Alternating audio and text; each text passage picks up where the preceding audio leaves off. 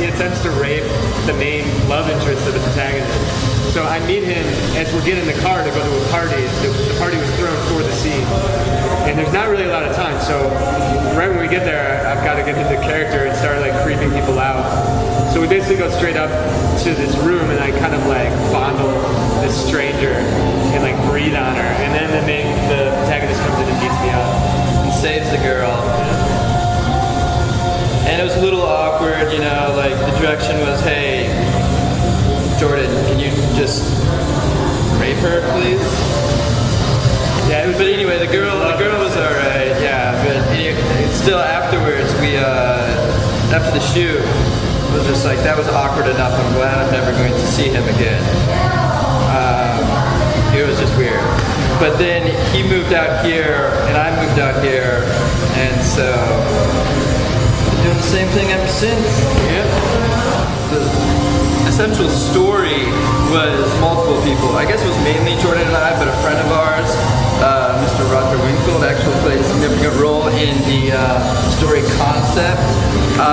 And then I wrote it, and then when we were acting it and shooting it in production, Jordan and I and our other cast member, Alex Cape, we would all just kind of workshop it, and so there'd be tons of ideas flowing around, and that just made everything that much better. So it was very much an organic process, I think. Yeah, one thing I want to add is that we were really into Stella and It's Always Sunny in Philadelphia and some other shows that started from nothing, and we'd been sitting on our couches for like more than a year, just kind of talking shit about, you know, we should be these characters, and you know, we tried to like unfold this this world that was similar to these shows that we loved, and eventually he just like got off the couch and sat at his computer and wrote it. So. Yeah, I had the outline written for more than a year, maybe closer to 2 years, and then one day I just like pulled it out again, the outline, and I'm just like, this is good, let's just shoot it. And so, I mean, after 2 years of talking about it, that was enough. I do have some favorite films. I would put up a strong argument that one of the greatest films ever made, and also my favorite film, is Eternal Sunshine of the Spotless Mind. Really? I found that really derivative. Yeah. Well, to each his own. Pretty pedestrian. Yeah. Well, I mean, I'm not like, you know, a bit of a Philistine. I never claimed to have good taste. I can speak for him, actually. He always says he wants to do things that are fresh. This movie that we're premiering now is a comedy, but a lot of times Ben would say he doesn't want to do comedies. He wants to do things that are a little more challenging, maybe even subversive, get people to think some more. What was the question? What's your inspiration? Good shit. It's about modern capitalism and how it has a very strong determinative force in getting young men to suck D on subway platforms.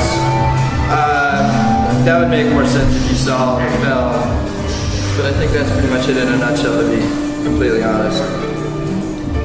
It's also exaggerated criticisms of our own personalities. Yeah. The three of us lived together in real life, and we would take our kind of reputations and just embrace them and make fun of ourselves and create more like extreme kind of two-dimensional characters based on that. I am the businessy douchebag who thinks he's better than everybody else.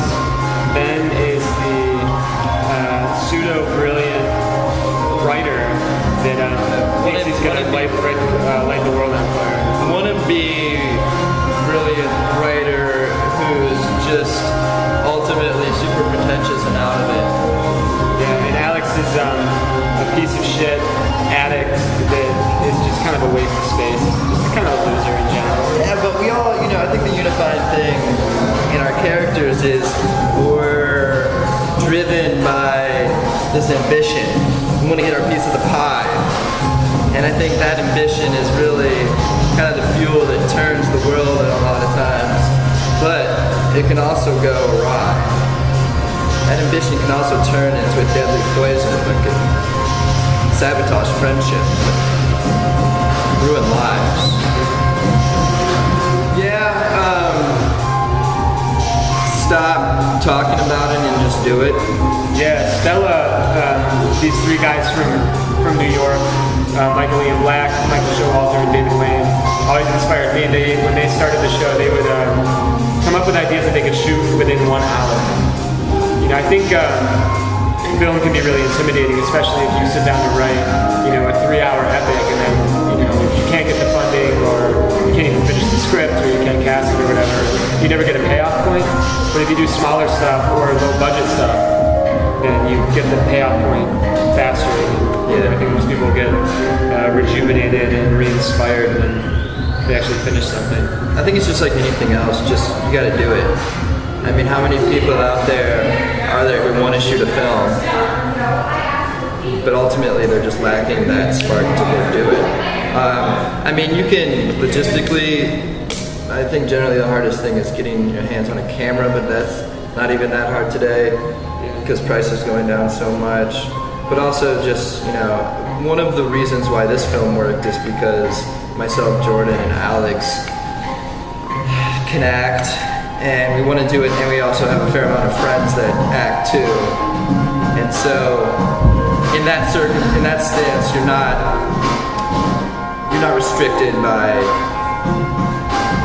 production, those major production aspects.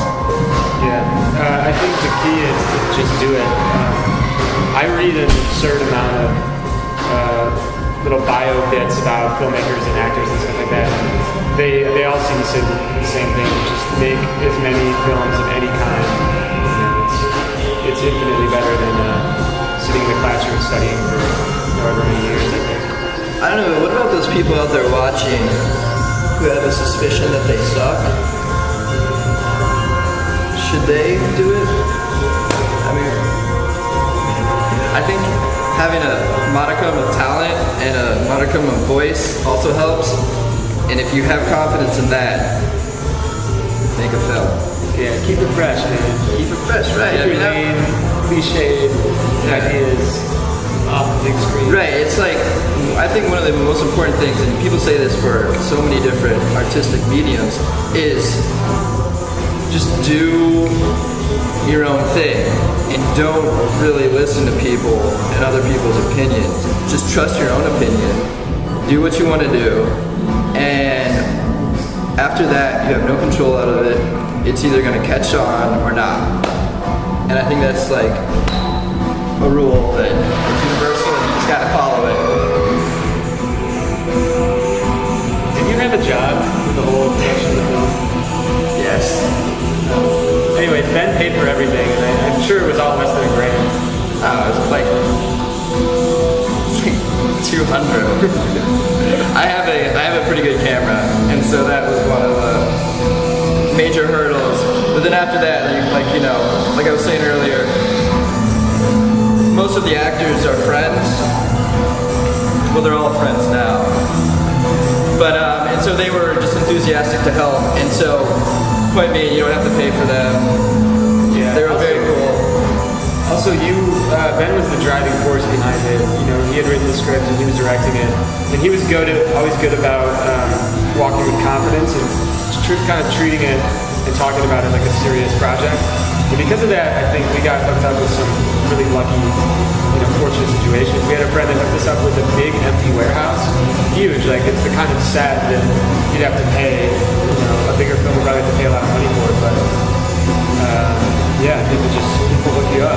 Yeah, it helps to live in New York too, where there's talented actors aplenty. Hooking up with Joe Oaks was a blessing. He plays the bad guy. I had a standard definition Canon XL2, which is not HD, but it's pretty nice. If you use it properly, it can look pretty good. Had some lights, had a little sound equipment. You know, a lot of the sound equipment I just borrowed from a friend. But I mean, I think we had a budget of $200, like I said, and it's really just kind of like moxie and like forcing it through, making it happen. Yeah, there's a lot of audio will say that the one thing you cannot get away with in independent film is bad audio. People can put up with bad lighting, bad acting, bad anything, but audio you need to have to be pretty quality. I know we used a boom mic for some stuff, and we had to spend a decent amount of time looping stuff afterwards. That's something that we didn't want to sacrifice on. Where can people watch this movie if they miss it tonight? That is a good question. We're going to try to sell it on the online in DVD formats, but it also hopefully be at a local film festival near you very soon. And or you can call us. You can call me 248-496-3588. It's my cell phone number. And I'll have an update from this guy, and I'll tell you what's going on. And you can just prank call him. I hope people enjoy it, and I hope people get whatever people get from satire. Nervous? How's it go? No, I'm not really that nervous. You know, I think it's kind of on autopilot now. I just hope people like it.